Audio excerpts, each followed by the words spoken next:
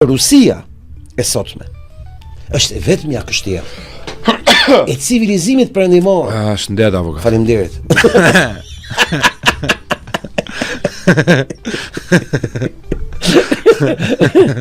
Këta nuk janë papa. Andrea, po këtë kafe pse e zgjedh gjithmonë me filxhan të shpuar? Andrea, si kur keni bler filxhan të rinj. Andrea, nuk e di vlla, ke një vit vlla, nuk po kuptojmë dot domethënë. Ngatron filxhan të vjet me filxhan të rinj. Kinezët me këta rusët. Po pse i merr nga këta lloj filxhanësh? Duan filxhan rus, Andrea.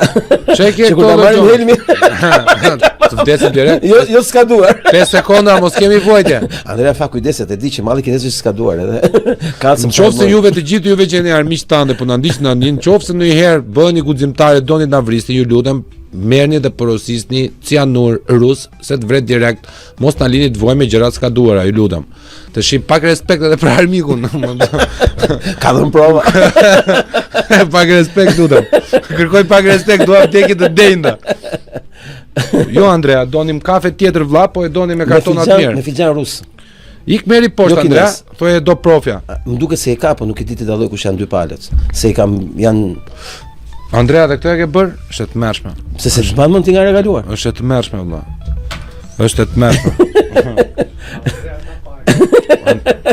Andrea, shqyqyr që të kemi ty vlla, kupton që kur ke arti që e ke pranu fajet, ka arritur një klim shumë e mirë në podcast.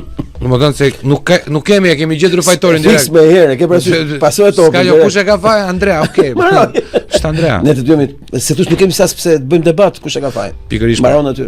Ja, duhet një armik gjithmonë. Është parimi i nacionalizmit. Absolutisht.